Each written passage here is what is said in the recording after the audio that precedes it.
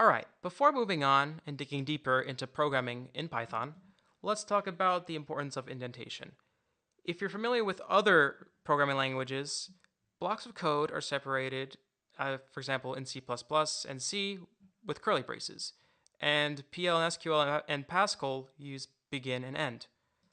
Now, in Python, we use indentation, so we basically press the tab key to have a blank empty white space in front of pseudocode here, as we can see. So here we have two functions. We'll talk about functions later, don't worry, in our later tutorial, with pseudocode statements.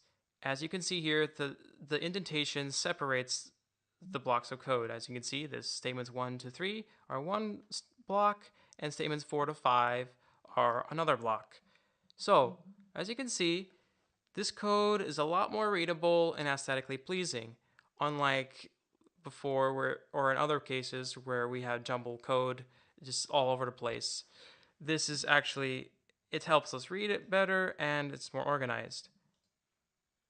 And that is all for this tutorial. We'll see you next time.